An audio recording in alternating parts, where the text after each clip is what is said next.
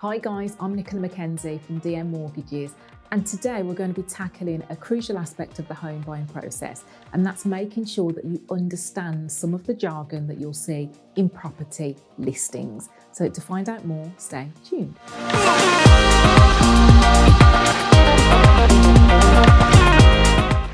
Now, before we get into the detail of today's video, guys, here at DM, we know that buying your first home can be overwhelming. That's why we've created these videos. They're packed with guidance to boost your confidence and give you the essential knowledge that you need and help you to avoid common pitfalls.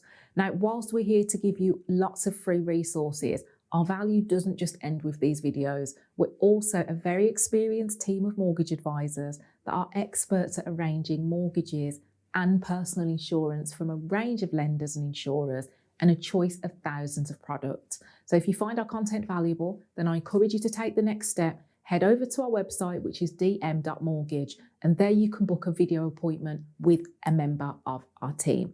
Also, make sure that you subscribe to the channel. It's just one click, and hit the bell so that you don't miss out on any future content. Now, when you start your search for the perfect home, you'll likely come across a variety of terms and phrases that might seem confusing at first. So the goal of today's video is to decode some of this jargon to make it easier for you to navigate specifically property listings to find your dream home. So let's get started with the first one, which is looking at the word vendor. So the term vendor in property refers to the seller of the property, and it's one that you'll often see in property listings and hear often as well. Now, when you're buying a home, the vendor is the individual or the entity that currently owns the property and is looking to sell it. Understanding the vendor's position can be crucial, particularly with negotiations. So for example, if the vendor is looking for a quick sale due to relocation, they might be more open to lower offers, for example. Conversely, if they're not in a rush, then they might want to hold out for a higher price. So building a good relationship with the vendor, often through your estate agent, can also smooth the process out and help you to gather useful information about the property and its history. Now, the next term I want to look at is chain free. So a property that's listed as chain free or has no upward chain, that's another term that you'll often see as well.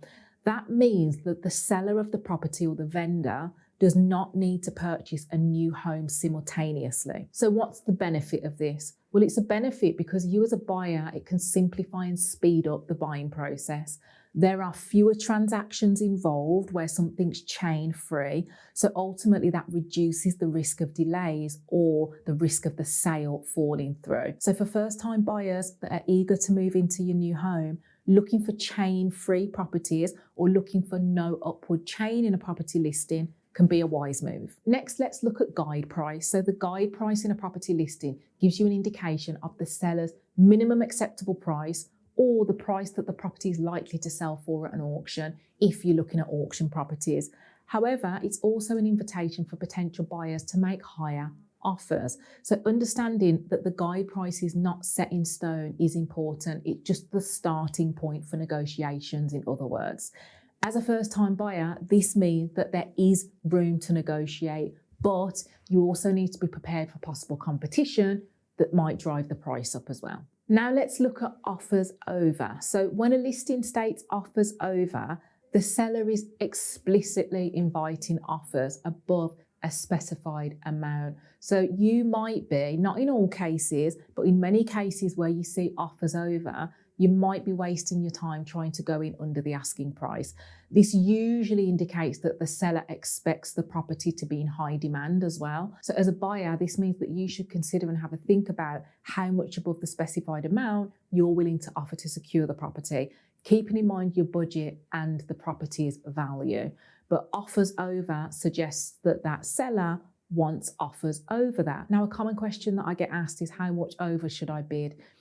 That's an impossible question to answer because there's not a hard and fast rule, guys. It does depend on, and I've got lots of other videos on tips to negotiate, but it's going to depend on a variety of factors like how many other people are viewing the property, how many other offers are on the table. If there's 10 offers on the table, then you're going to obviously face stiffer competition than if there's only 1 or 2 offers on the table. And again, knowing things like how long the property's been on the market for, all of these things are going to give you signs or give you hints in terms of how much above the asking price you might want to offer if that's the route you're going down. Now, I also mentioned that you want to consider the property's value because yes, whilst you want to make sure that you secure the property if you love it, but equally you want to consider what other properties have sold for in that area, what other properties are on the market for, to make sure that, again, you are still buying a property or offering on a property that is a good value. Now let's look at the phrase SSTC. So you'll often see those letters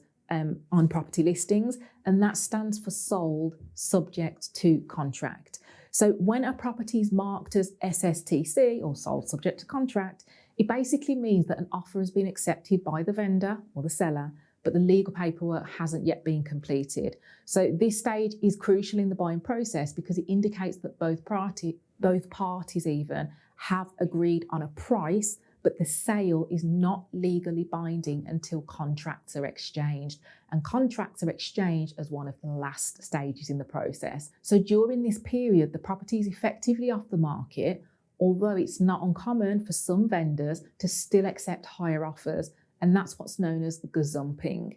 So for buyers, reaching the sold subject to contract stage is a crucial and significant milestone, but it's still important to proceed with the necessary legal and financial steps quickly to secure the purchase and avoid being gazumped, because until you get to exchange contracts, there is nothing to stop that vendor or seller accepting a higher offer. As a viewer of this channel, I assume that you're considering purchasing a property in the near future. So it's important for you to know that DM Mortgages are an award-winning team of fully qualified mortgage brokers that provide advice to clients all over the UK. Now, we spend countless hours making free content for YouTube and other social media platforms to help to give you guys sound and useful information to make sure that you're in the best position to make informed decisions.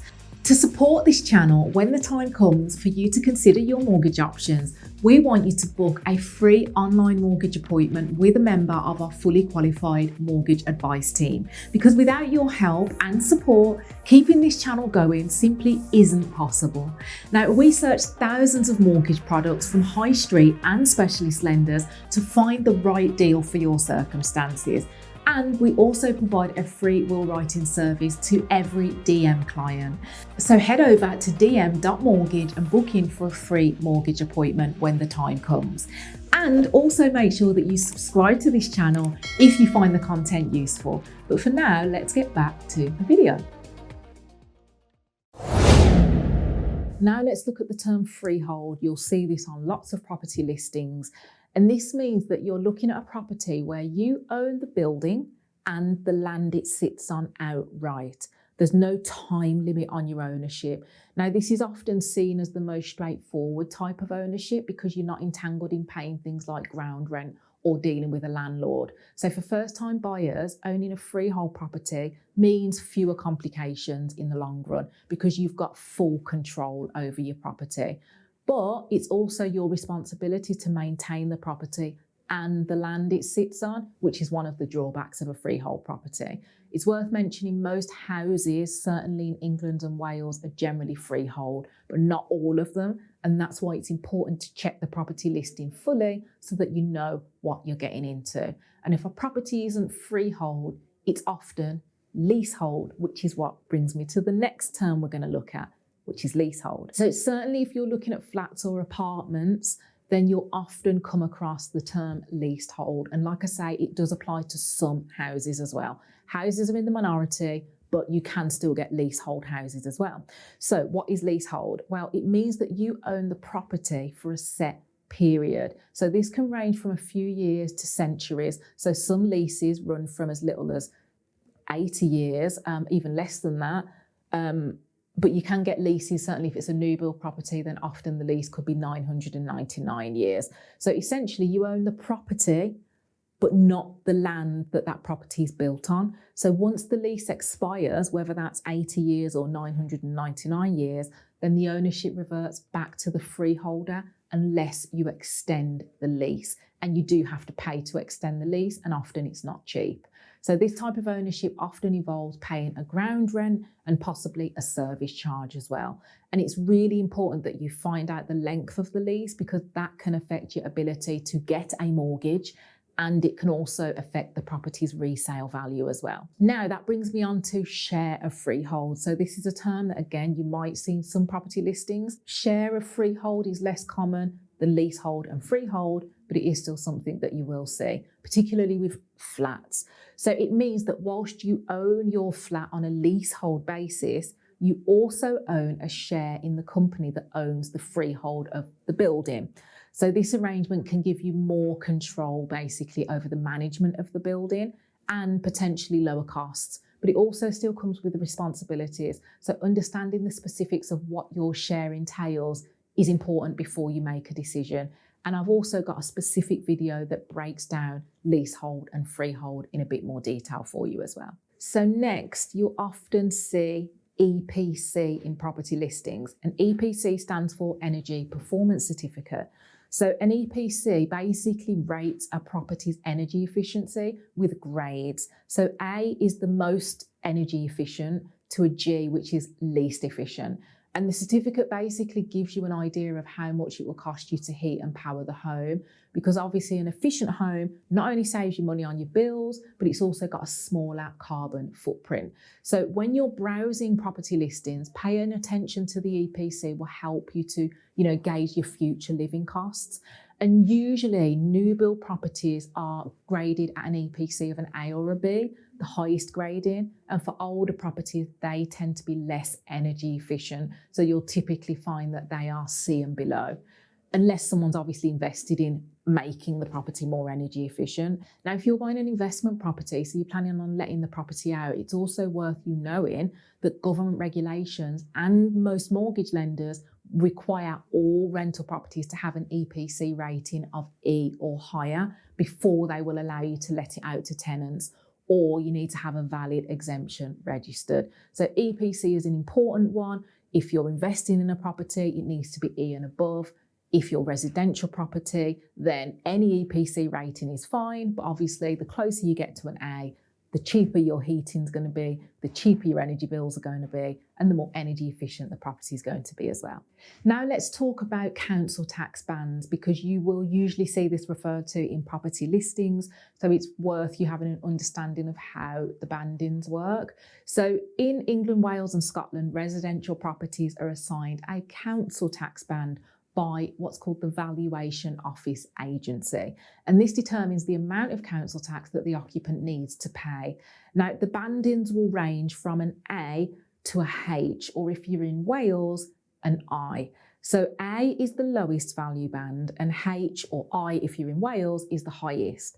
And the banding is based on the property's value. So in England, they're calculated based on what the value of the property was in 1991, or in 2003 for properties in Wales. So a property band A will have the lowest council tax bill, while a property in band H, or I if you're in Wales, will have the highest. So knowing the council tax band of a potential new home is obviously important, because it will affect your annual living costs. So properties in band A are typically valued up to £40,000. Now that's based on their 1991 valuation, remember?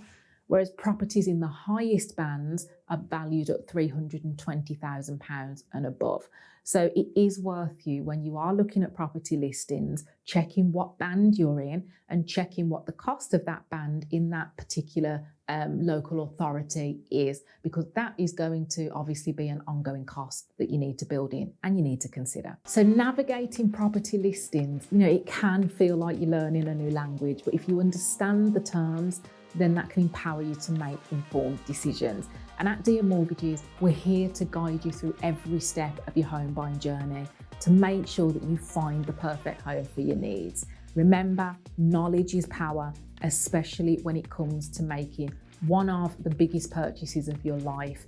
And that's where our expertise doesn't just end with these videos. We're also an experienced team of mortgage brokers and advisors that excel at arranging mortgages and personal insurance. So if you do find our content valuable, then I really encourage you to take the next step. Head over to our website, which is dm.mortgage, and there you can book a video appointment with a member of our team to help you to get onto the property ladder.